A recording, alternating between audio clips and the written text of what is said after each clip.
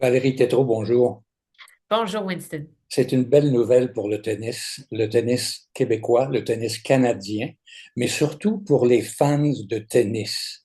Parce que ce que vous annoncez, c'est ni plus ni moins, c'est l'équivalent d'un nouveau stade, presque le stade IGA. Ben, en tout cas, c'est le scénario sur lequel on travaille. Donc, ça fait déjà un moment qu'on travaille évidemment sur un projet de modernisation. On a bien vu dans les dernières années là, que la pression s'accentuait, qu'on devait s'y attarder, qu'on devait avoir un début de réponse, de solution. Et ben, aujourd'hui, c'est quand même une étape importante, effectivement, d'être dans une position pour communiquer finalement les conclusions de l'étude de faisabilité qu'on a fait dans la dernière année et qui nous mène vers cette conclusion-là, que bon, ça passe par la construction d'un nouveau stade, un stade de 3 saisons, mais avec un toit rétractable. Ça fait longtemps qu'on en parle de ce fameux toit, et donc on va continuer d'en parler pendant encore quelques années, je crois. C'est un rêve qui a été porté par plusieurs personnes avant toi. Tu sais, je pense à toute l'équipe là, d'Eugène Lapierre, Richard Legendre, John Hedrington, Maurice Leclerc, si on recule aussi loin.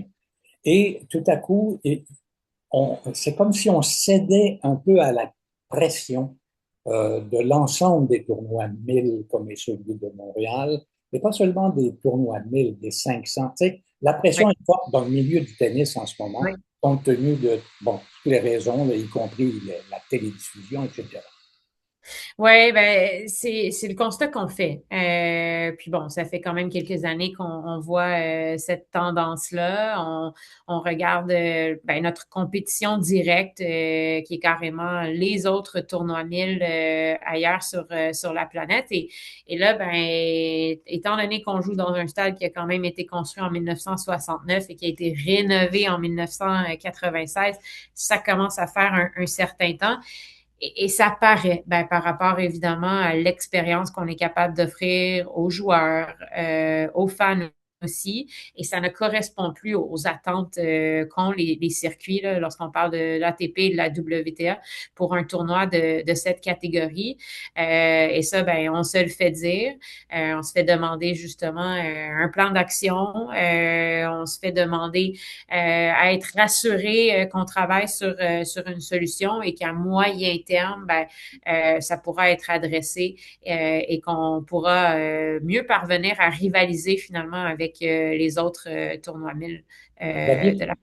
vous aviez commencé quelques changements l'an dernier, c'est-à-dire avec un ajout de joueurs, de joueuses en l'occurrence, et donc le tableau est considérable. Mais si on augmente ça, il faut Ouais, augmenter ce qui va avec le support en dessous, c'est-à-dire exact. le stade et toutes les facilités et les services que doit offrir un stade de cette qualité-là. Ce qu'on ne réalise peut-être pas, c'est à quel point, au final, quand on organise l'Omnium Banque Nationale à chaque été, ben pour nous, tout est toujours à recommencer à chaque été parce que on fait avec du temporaire. Donc, ben, lorsqu'on parle des services qu'on offre, par exemple, aux joueurs ou aux joueuses, tout est monté quelques semaines avant la tenue du tournoi à même notre centre intérieur, donc sur les terrains intérieurs. Et ça, ben, c'est pas nécessairement ça la norme à l'international. C'est la même chose, évidemment, pour notre site dans le Parc Jarry et c'est la même chose aussi à travers ce qu'on peut créer comme expérience à même le stade, parce que notre stade actuellement, c'est un peu comme une coquille, si on veut. Il n'y a absolument aucun espace qui est hivernisé et qui nous permet de faire du permanent, ce qui serait maintenant une possibilité avec la création, évidemment, d'un autre stade qui pourrait accueillir bon, tous les services aux joueurs dans des espaces hivernisés et donc permanents. Et qui pourrait nous permettre aussi de rehausser l'expérience des gens, en plus d'accroître notre capacité parce que c'est un beau problème. Le tournoi est populaire ici. Les gens à chaque été répondent à l'appel. Et donc, même si l'an dernier, on a annoncé cette expansion du tournoi, on a pu ajouter des journées, donc créer de nouvelles séances. Ben déjà pour le tournoi de cet été, on s'aperçoit qu'on va être à peu près à 92, 93% au niveau de notre capacité. Et donc, je pense que si on se projette dans l'avenir, ben, il y aurait de la place effectivement pour pouvoir avoir un cours central avec une capacité plus importante que celle qu'on a actuellement. Quelques chiffres. Ça va augmenter de combien la capacité d'accueil pour les Ouais. amateurs? Ben, actuellement, notre cours central est environ à 12 000 places, là, si on fait un chiffre rond. Et notre but, ce serait de se rapprocher des 15 000 places. C'est ce qu'on voit d'ailleurs dans la plupart des grands tournois pour leur court central, mis à part peut-être évidemment celui du US Open, le Arthur Ashe, qui est un peu dans une classe à part là, avec les 23 000. Mais sinon, grosso modo, 15 000, c'est pas mal la moyenne. Et je pense que ben, Montréal mérite et capable justement de remplir 15 000 places pendant toute la durée du tournoi. Il y a définitivement quelqu'un chez vous qui pense aux sous et que ça peut rapporter. Alors, si Oui, on ajoute ces nombres de places, ça veut dire oui, que le budget augmente en conséquence. oui. Ben, ça, c'est ce qu'on va travailler là, dans la prochaine phase d'étude, effectivement, tout le plan d'affaires pour bien comprendre où sont nos nouvelles opportunités et comment, pendant un certain nombre d'années, ça pourrait nous permettre aussi ben, de payer la contribution qui viendra de Tennis Canada pour la construction du nouveau stade. On parle évidemment beaucoup, bon, du fait qu'on aura besoin de la participation des trois paliers de gouvernement, mais ça va de soi aussi que ça vient avec un engagement financier, évidemment, de Tennis Canada. Et là, nous aussi, ben, il faudra être créatif pour trouver des moyens, justement, de mettre le plus possible, mais sans affecter la mission. Parce que, évidemment, si on se concentre sur l'expérience de l'Omnium Banque Nationale, c'est une chose, mais d'abord et avant tout, c'est un moyen, l'Omnium Banque Nationale. C'est le moteur finalement du tennis à Montréal, au Québec et au Canada. Et la dernière chose qu'on veut, évidemment, ben, c'est d'affecter la mission. D'accord. On a pu constater avec bonheur que la qualité des joueurs et des joueuses canadiens, québécois, a augmenté considérablement. Tu sais, on a Félix qui est quoi, encore quatrième? Quatrième, oui, Quatrième, et il y a, écoute, Boko qui est rendu, elle a fait des pas de géant, là, tu sais, et il y a toute la relève derrière. Ce oui. qu'on voit là et qui fonctionne bien à l'international, c'est une chose. Mais où est-ce qu'on en est par rapport au développement des jeunes joueurs, filles, hommes et femmes? Ben, c'est ce qui est intéressant parce que je pense que notre sport est en santé plus que jamais. Ça se voit effectivement à travers les résultats de nos meilleurs joueurs et à quelque part, ben, ce sont ces joueurs-là qui donnent une vitrine incroyable au tennis au Canada.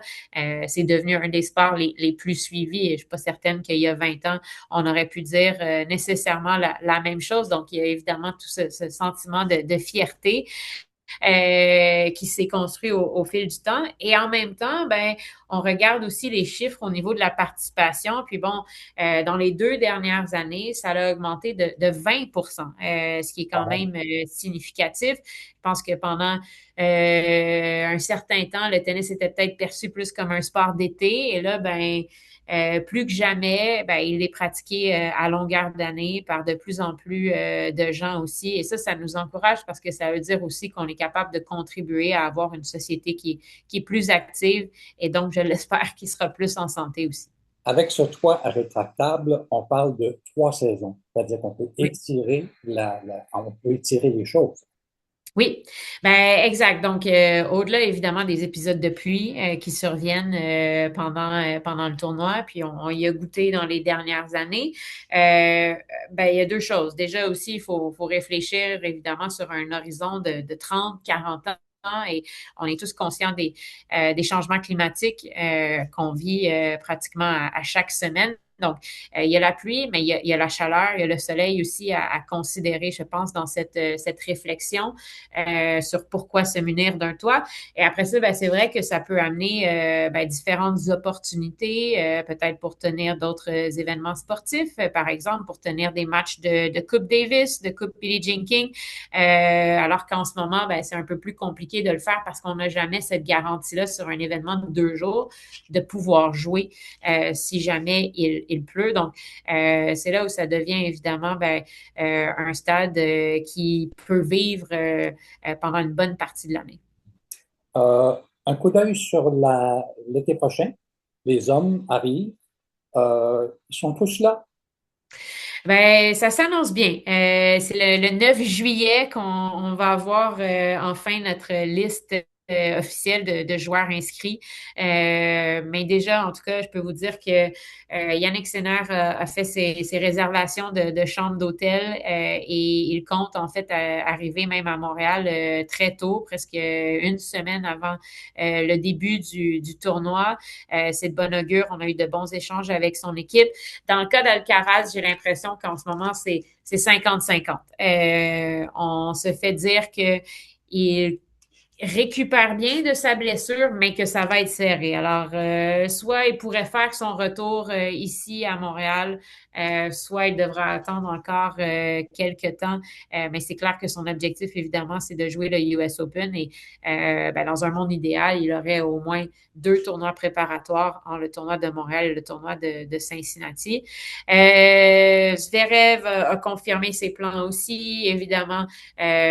On a bien hâte d'accueillir Félix. On l'a dit, 4e mondial, ce qui veut dire qu'il serait bien positionné, en tout cas dans le tableau, même s'il y a une bonne profondeur, évidemment, du côté des hommes.